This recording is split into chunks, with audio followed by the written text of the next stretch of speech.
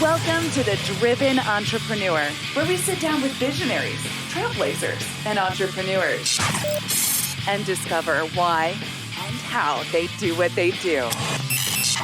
We'll get the backstory, plus plenty of life and business lessons along the way. Here's your host, Matt Brauning. Hey, this episode is brought to you by my very own NLP practitioner course.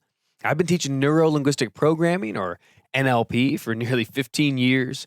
It is the most powerful tool for communication on the planet, and it can be yours today. For a very limited time, I'm giving away my entire NLP course workbook for free. Go to nlpwithmatt.com. All the patterns, all the tools, and the techniques of NLP in the complete course workbook, the same one that we use to teach our live certification classes, yours free. nlpwithmatt.com. Get it today. Let's get back to the show. Hey, welcome back to The Driven Entrepreneur. It's Matt Brauning, and I am rocking and rolling this week, man. It's such a good week. I hope you're having the same week as well, except there's one thing that's been really getting to me. It's bugging me, and the problem is it's my health. For the last year, and this is just my personal story, for the last year, I have kind of fallen out of the rhythms of my health. I've gotten wrapped up in business, wrapped up in church life, wrapped up in family life, and all these good things that are amazing. But I haven't made the time to really take care of myself as I have in different seasons throughout my life. So this week, I want to invite in a guest that could help me get that figured out. So as usual, I'm a little bit selfish in this. I want to have someone that is going to bless me, but hopefully is going to bless the socks off of you too. My guest today is David Korsunsky, and I hope I'm getting that right, Dave. You nailed it, Matt. I knew it. It's so good. Well, Dave has 15 years experience working in the industry, leading technology firms. He's also recently served as director of technical alliances at VMWare Inc. He's led strategic partnerships with global EHR companies, including Epic, Cerner, McKesson, GE, Allscripts, and a bunch of other ones. Huge health enthusiast, so I can't wait to get into that. And he has built a software and app all about tracking, monitoring your health, top in the world at that. So Dave, welcome to the show. How are you doing?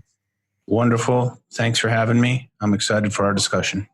Well, I can tell you're excited because I'm looking at your face right now, and I appreciate that. You got that. You got that look of a guy who's been into health. Have you been kind of healthy your whole life? Has this been an important role for you, or is this something that sort of like you grew up not really focusing on that and had that moment? Did you have a moment when health became a priority? Yeah, I grew up in a small town in central Canada, and there was very little understanding or awareness of nutritional therapy. And I grew up just kind of always struggling a little bit with my weight, never really making the connection between the food I was putting into my body and how that was affecting my health. And that carried on for many years. And I did have my oh crap moment, to put it mildly. And it was when I started dealing with some really, really intense forms of stress that were related to some of the things you mentioned on the intro. It was really, really stressful environment at work, really, really stressful situations happening outside of work. And the things I used to do that were able to relieve my stress actually started making it worse. And so the engineer in me said, well, how do I reverse engineer this product or this problem? And as an engineer, I was using tools all day long to help me reverse engineer technical problems. So I started getting really into this notion of how can I optimize and understand my own health. And we can get into more detail, but that's ultimately what led me down the path. So it wasn't until I was in my late 20s, Matt, where I really started taking an active role. I was fortunate. I think that I intervened at the right time before there was really anything serious to worry about. Unfortunately, that's not the case for a lot of people. But you're in your late 20s at this point when you're going through this experience? Late 20s, early 30s, yeah. And there was some really just intense effects from stress that caught up with me and bit me pretty hard. What do you think the biggest part of your stressful lifestyle really was? Were you leading kind of a life of stress, or were there certain like extenuating circumstances that just really hit you over the edge? Or is it just kind of like gradual grind? It was a really high pressure work environment. Yeah, high pressure work. I had a huge team that was working for me. So What were you doing at the time? I was working in big tech in Silicon Valley. So I was working for a company that was an absolute rocket ship. And there was a period of 6 months where things just got really, really intense. And at some point, my body just stopped being able to handle that in a healthy way. And so I pretty much had to reverse engineer my whole lifestyle. And I discovered some amazing podcasts at that time that were the first ones that started talking about how diet affects our blood sugar, how blood sugar controls or influences how we process stress, and how that affects how we sleep. And all of these really non-obvious connections started popping up. And I just basically started changing everything. I changed the way I ate. I changed the way I slept. I started developing a daily meditation practice. I started testing my blood sugar. I wasn't diabetic at all, but I wanted to know what I ate and how high that sent my blood sugar, and started moving towards a low carbohydrate diet. And that helped a lot. And then all the weight started coming off, and I started sleeping better. It was just a cascade. So let me ask you a couple of things, just kind of breaking that down. So one, yeah, go for it. What were some of the first podcasts that you found that you related to and that really kind of opened your eyes? Are they still in existence today? I know that was a little while ago. And then I want to get into some of the more specifics on health with you. Yeah, sounds great. So 2011 was when Dave Asprey and his bulletproof executive concept was just taken off. And that really kind of appealed to me because he came from the tech world, much like I did. And he was taking an engineering mindset and applying it to health, just like I wanted to do. And so he was really the first one. And this was before his brand Bulletproof really, really blew up. But he was the first one that started talking a lot about nutrition and a clean paleo diet template, and started talking about ways that we can self-optimize. Some people call that optimizing or biohacking health. So his podcast was probably the first one that really kind of opened my eyes, if you will. And then it just kind of went from there. That's awesome. I love Dave. I fell in love with kind of Bulletproof. I found Bulletproof coffee, and, as a lot of people did, and the whole, just that different concept, a lot of this kind of biohacking side of life. It was just really, really interesting to me. I first started finding health shockingly through Tony Robbins, of all people, because he's really, really, if you know Tony, he's really heavy into it, and he'll do his 4-day seminars, 3 days on mindset and performance, and then 1 day is all devoted to health. Mm-hmm. So my early 20s, I started getting really deep into it, but I found it's really sometimes really challenging to stick to the rhythms, the habits. Are you, when it comes to habits and daily disciplines, are you the kind of guy that's all or nothing? If you're not doing it every day, you're failing? Or do you subscribe to the concept of kind of 80-20 rhythms? What's your mindset approach to habitual health patterns?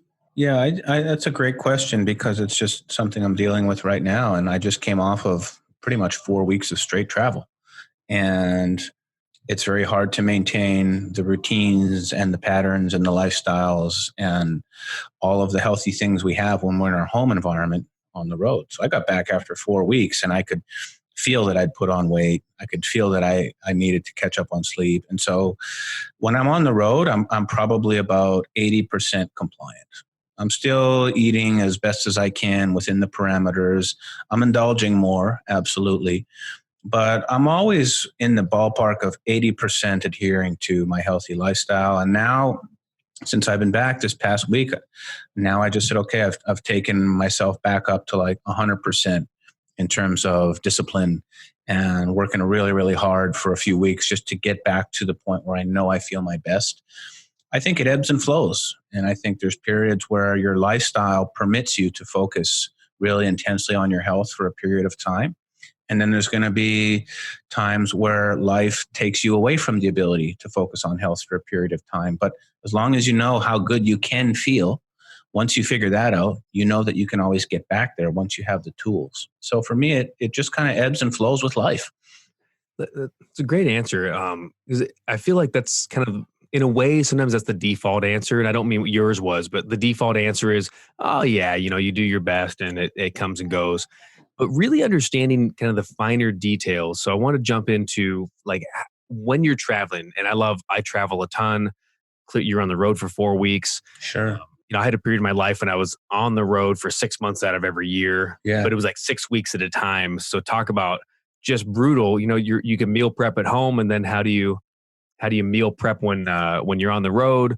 Getting those patterns. Could you speak to, I don't know, and maybe hack is the right word, maybe it's the wrong word, but do you have any travel hacks for healthy living, whether it's diet, whether it's nutrition, exercise, sleep, anything at all like that? What are some of the things that you personally do when you're on the road in hotel rooms and you don't have access to all your normal stuff?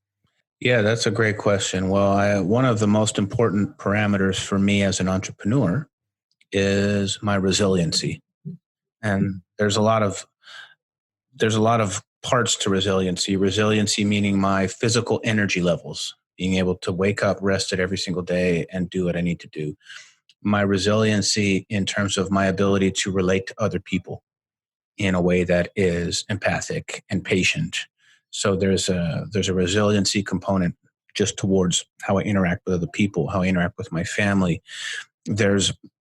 So that's really one of the most important areas I pay attention to. And for me, that comes down to two things. That comes down to high quality sleep and also knowing and understanding how to optimize heart rate variability, which I'm sure you've talked about it on this show, but it's one of the best biomarkers we have in terms of how well we're managing our stress response. So And that was heart rate what? Heart rate variability. So first off, no, we've never talked about that on the show. Yeah. But I'd like to. So can you get into that a little bit more? Well, for entrepreneurs, that's a big one, man. If you're an entrepreneur, you're listening to this show and you don't know what heart rate variability is and you don't know how to track it and you don't know how to optimize it, that would be the first thing you should do after this is start measuring it and learning what it means and learning how to optimize it. Outstanding. So do we get an Apple Watch? Do we get a Fitbit? Do we get the Heads Up Health app? I know obviously you and your team have developed the Heads Up Health app, which I'm super excited to jump into what it's doing. But does that jump into heart rate variability? What is that exactly and why does it matter? Yeah, so if the problem is with a lot of wrist-worn devices like a Fitbit or like an Apple Watch, they'll measure your heart rate. So everybody knows you can look at a Fitbit or look at an Apple Watch and it'll say, hey, Matt, you're at 70 beats per minute. And you're like, oh, yeah, that makes sense. I just kind of went for a brisk walk. So that's heart rate. But heart rate variability is a little bit different. It's actually measuring the time between each heartbeat. And that's measured in very, very small amounts. It's milliseconds. So if you look at the beat, beat, beat, beat, there's a small variation between each heartbeat. And that's called heart rate variability. And that's largely a function of our nervous system. And it's driven largely by our sympathetic nervous system, which is fight or flight, stress response, and our parasympathetic nervous system, which is rest and digest and relax. So you'll find that if you're in a very relaxed state, you're getting good sleep, you're meditating every day, you're dialed in, your heart rate variability is actually going to be much higher. Whereas if you're on the road, you're stressed, you're in a high pressure situation, you're dealing with family stuff, work stuff, external stressors, your heart rate variability is going to be much lower. So it's actually a way, which is amazing, to measure stress with a number that you can improve upon. And most people think of stress as just something nebulous. I feel stressed and there's things I can do to help, but there's really not an objective way. There is actually an objective way. And the best way to start is just get a heart rate monitor, a Bluetooth heart rate monitor. You can get them on Amazon for $30. And you put on a chest strap and you download a free app. I recommend Elite HRV, great one. And you take your first heart rate variability measurement. And then you take it the next day and the next day and the next day. And you'll start seeing as you sleep better, as your lifestyle settles down, as you do more meditation, massage, yoga, all the things that relax you, that make your parasympathetic nervous system increase. Your heart rate variability is going to get better. And that's a better indicator that you're recovering properly from the stressors of life. And it's an indicator of your resiliency. So if you ask me for my number one entrepreneurial biomarker, it's definitely heart rate variability. Let me make sure I have that right then. So when your heart rate variability goes up, that's actually an indicator, am I getting this right, that you're lower in stress or you have a better resiliency and flexibility? And if your variability goes down, that's a good indicator that you're in too much stress? That's a general way to think about it. There are times where your heart rate variability will increase because you're recovering from like a cold or flu or something like that. But in general, you can think of it that way. Under normal circumstances, the numbers going up will indicate better recovery, better resiliency. The numbers going down will indicate less resiliency. So at the most basic level, that's how you can think about it. There's a few corner cases, but that's the best way to start. That's outstanding. It's interesting, Dave. I'm 40 years old this year, or I guess last year in December. And I've been pretty into health since I was about 20, maybe 19. And I've never had someone even talk to me, no doctor, no personal trainer, no one about heart rate variability. I've never even heard of that, which seems so weird because it's a thing, but how powerful and how important. So number one, I'm hearing guys go out and get a heart rate monitor, just get one that is a chest strap though, not just a thumbprint or a watch kind of deal. Yeah, nothing wrist worn. Fitbit, Apple Watch can't do it. Yeah. And then so tell me about what are some of the challenges? Because I know obviously you and your team developed Heads Up Health. It's solving a problem. And I want to talk about the entrepreneur side of this if I can for a moment. I think it's very interesting tech companies when we develop a new, whether it's a subscription plan, a software as a service, or developing an app. It's like in this day and age, as we're talking now, it's 2020, there has to be a significant gap somewhere in the marketplace to need that, right? To have people say, yes, that's what I've been missing. I didn't realize it, but I am. What did you see as the major gaps in kind of the health metrics and tracking process? And when someone has this gap, what problems arise? Meaning, what happens in my life if I can't track these things the way you wanted to see them tracked? Does that kind of make sense? It does. If you don't mind, Matt, I'd like to just jump back to the previous question, which I didn't answer, which was around the sleep hacks, because I think this will be important, especially for the entrepreneurs who are listening. Oh, perfect. Let's do that. So this was my most recent business trip. I was in the hotel room, and the first thing I did was I wear a device that helps me very carefully monitor my sleep patterns and my heart rate variability. So there's two devices you can look into. I actually have both. One is called the Oura Ring. The other is called BioStrap. Those are two of the more sophisticated sleep and HRV trackers on the market. So I wear those every single day when I'm on the road. Those help me get a really, really good sense of how low my resiliency is going. So I actually have objective data on how I'm managing my recovery on the road. And it goes down. There's no doubt about it. I want to know how far it got down. And then I can use that to rebuild. So I use those two devices to track sleep and HRV. I've also been using a small electronic white noise machine. And what that does is I keep it in my suitcase, I plug it in. And have you ever heard the noise that would just come from like an air conditioner or a fan? Oh, yeah. That's on? Like if you take one of those nice fans and you put it right by your bed, it'll just kind of emit this nice white noise. And what that does is drown out a lot of the surrounding noise that you would hear in the hotel room. Like the person next door closing their door too hard, or somebody talking in the hallway, or just it drowns out all the ambient noise so that you sleep much deeper. The other thing is taking the thermostat right down to the lowest setting it'll go. And there's a ton of data that shows that a cold ambient room temperature increases the quality of sleep. So the room temperature is taken down to the absolute bare minimum that the AC unit will go. Also super important, having an eye mask to cover your eyes when you're sleeping. Let me stop real quick. Sorry to interrupt, but on the air conditioning. So I had heard there's kind of an optimal temperature, and it's usually colder than we would think. But would there be a low side of temperature? Like, let's say we're, I don't know, not in a hotel. Say I'm sleeping in a friend's house, or even in our own house for that matter. And I'm in Grand Rapids, Michigan, so it's like freezing temperatures outside. Do I want it to be at 50? My wife and I have been setting it, I think it's like 63 or 64 as a bottom. Perfect. And then we just let it get cool throughout the night, and we tend to sleep pretty well. Is there an optimal range, or is it literally as cold as you can go, and why?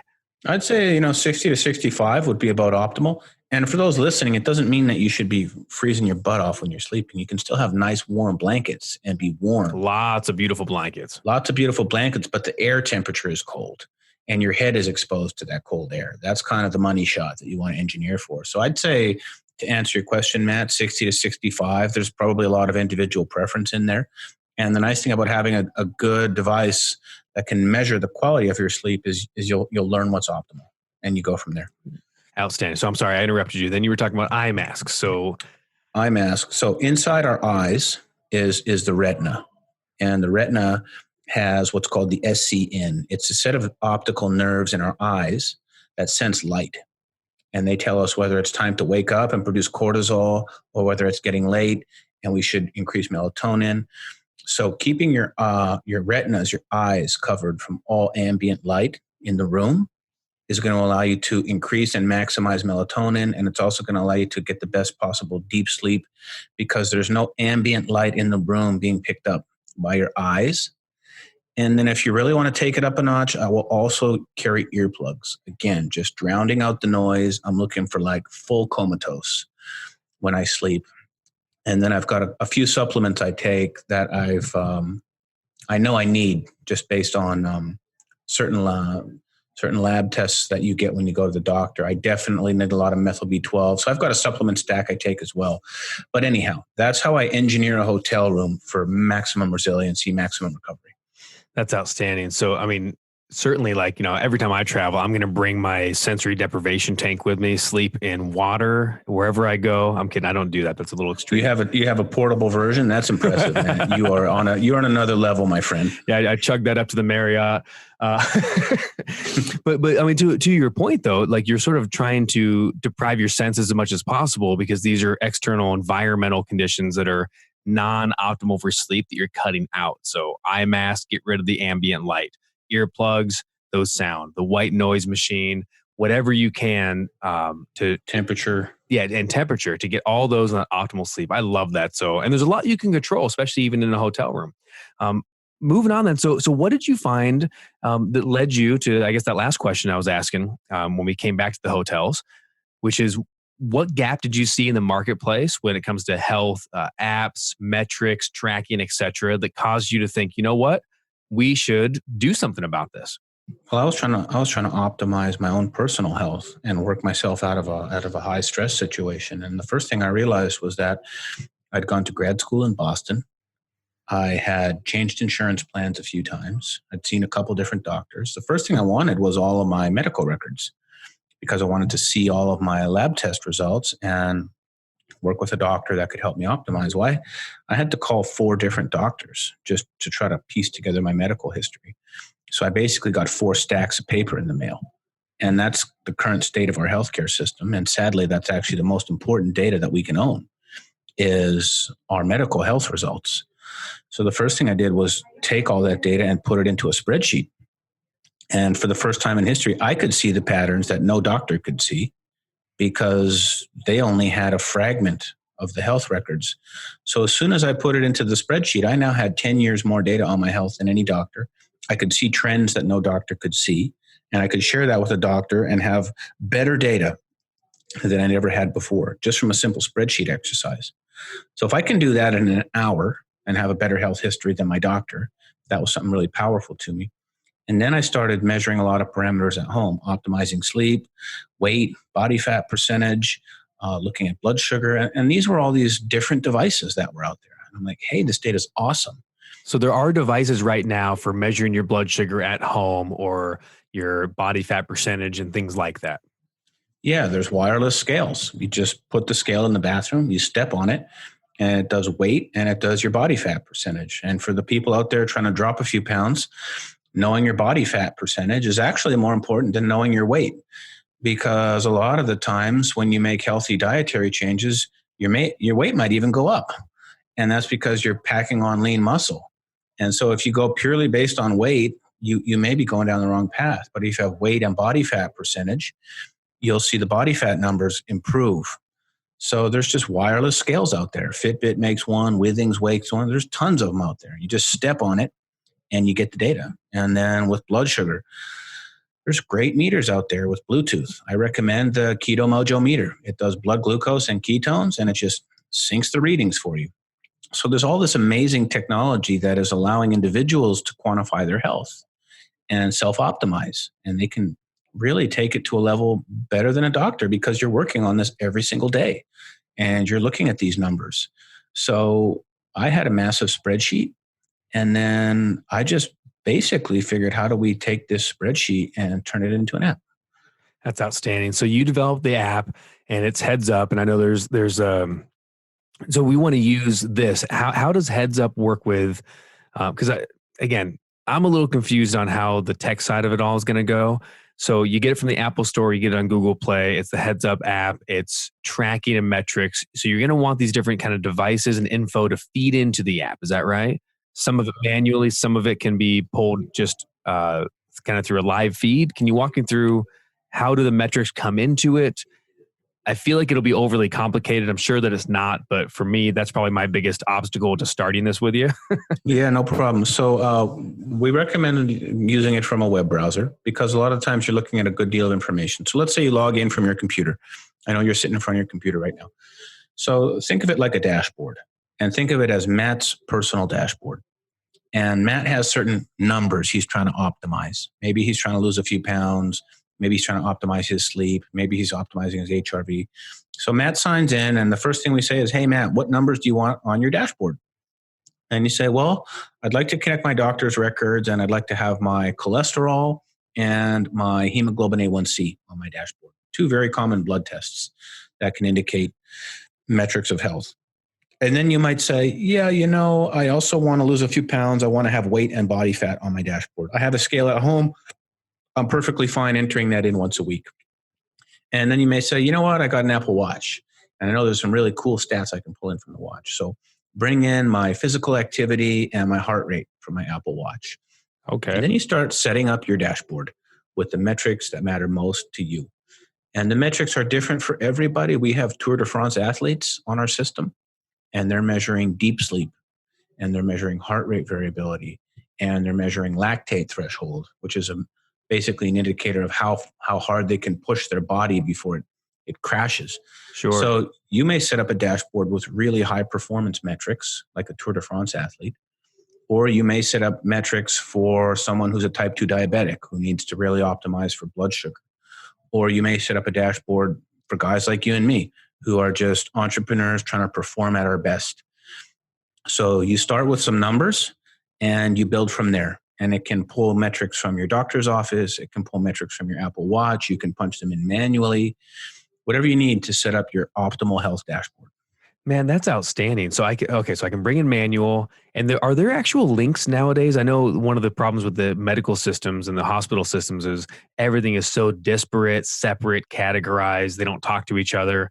So did I hear you right? Is this a way that sometimes some doctors or hospitals, could I actually have data be pulled into this? Or do I want to call my doctor and say, hey, yo, doc, can you send me all my records and my blood work from last time? I want to enter it in my Heads Up app. It's all electronic now. Well, that's awesome. So there's no more of that. So imagine you go to the Bank of America, okay? And you set up an account. And they say, hey, Matt, congrats. Here's your checking and your savings account. And by the way, when you go home, go to BofA.com and set up your login account. Sure. And then you can log in and check your bank information. Doctors now have the same systems. So when you go to the doctor, they have basically an online portal now, just like the banks had. And you can go set up a portal account on their system and you'll see all your test results from that doctor. And then you can use those same credentials, just like you'd link up a bank to like Mint.com or QuickBooks.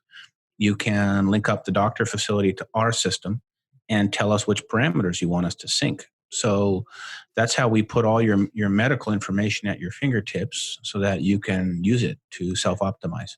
Dave, I'm loving this, man. This is actually, when I interview someone like yourself, my goal is always to get myself excited enough that I want to go off and get this thing. Yeah. And you have achieved that, or I have, one of the two, because I'm over at headsuphealth.com checking this out. It's really quite cool. So you have, it's a really super low level subscription, way, way less, especially if you do yearly, than you do for Netflix or Hulu or Disney Plus even. I mean, it's cheaper than anything that's rotting your brain or providing entertainment. And this is actually giving you your health and your longevity Absolutely. back, which is exciting. But you also have I believe it's a 30-day. No, what do you give? You're giving something out to my listeners, aren't you? Some kind of premium membership? Anyone can try it for 30 days. And we don't ask you for a credit card, nothing. You can just log in and try out all our features and learn about our product and connect with our community. And after 30 days, if it's something you want to use, you get on a plan. Awesome. So that's exciting stuff. So I want to go check that out. So try it out. It's 30 days, no credit card needed. Go to headsuphealth.com and get that going. And then, of course, I'll put a few Amazon links in the show notes if you're going to listen to this on demand. Of course, you can find us, The Driven Entrepreneur, on any podcast platform. And in the show notes, I'll have my producer, Justin, put some Amazon links for heart rate monitors and other, type tracking things that are there. That'll be wonderful. Last question, Dave, and as we wind down here, and I'll let you get going.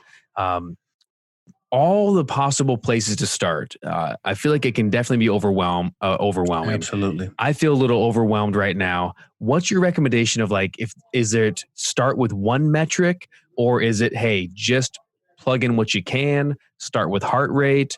Where do you start, and how do I gain momentum without getting overwhelmed in this whole journey? Yeah, just start with the basics. Everybody's stepped on a scale before. So just put your weight in there, and then sync up your Apple Watch or your Fitbit and start looking at your physical activity. And then maybe you have a way to look at your sleep, and just start with the metrics you already know. And then it kind of becomes something that ends up being fun. And you're going to want to start learning about more metrics, and you're going to want to learn about HRV. And so it becomes, for those who are interested, it becomes a lifelong journey to explore health and learn about health. You can find anything you need to find online to help you understand these numbers. So what we want to do is give people a way to just evolve over time, expand their knowledge over time. So start small. When you sign up, you'll get all the information on other metrics you can track. But everybody out there is measuring something health-wise. So just start there and build on that. Awesome. Dave, thank you so much for coming on. I sure appreciate it, man. It was a phenomenal conversation, and you got me pumped. Sounds good. Thanks for having me, Matt. Thanks, Dave. Hey, guys, that's the show for this week. So my thanks to Dave Korsunsky from Heads Up Health. Answered every question I had, and really, really do yourself a favor. Go check out headsuphealth.com.